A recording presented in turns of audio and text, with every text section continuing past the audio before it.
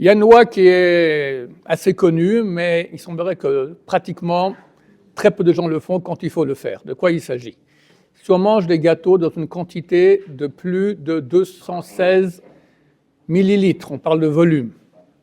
La vérité, c'est déjà dès 156, déjà dès 162, dès 162, on rentre dans un doute. Est-ce qu'on fait comme bracha achona, comme bénédiction finale, birkat Hamazon, ou à la michya? Dans le doute, il faut essayer de ne pas rentrer dans ce doute-là. Mais si c'est arrivé, alors on fait à la michya. Mais dès 216, c'est le même chiffre. 162, 216, c'est les mêmes chiffres. C'est 1, 2 et 6, simplement dans un sens différent. Donc dès 162, on rentre dans le doute. Et dès 216, c'est clair qu'il faut faire birkat Hamazon. Combien c'est? Alors, vous avez ici un verre jetable. Un verre jetable, c'est 180 millilitres. C'est déjà plus que 162, on rentre dans le doute. Ce n'est pas encore 216. 216, il faut encore ajouter un pouce. Ce n'est pas beaucoup. On prend les gâteaux, il faut enlever l'air des gâteaux. Il ne faut pas les malaxer, les écraser comme ça.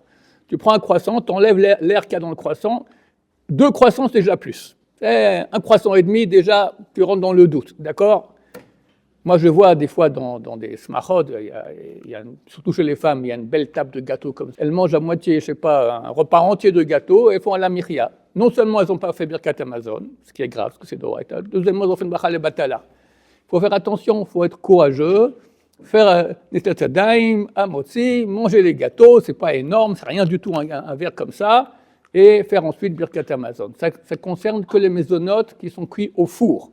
Pas des pâtes, pas des spaghettis ou des raviolis. Baruch Adonai, la olam, amen va amen.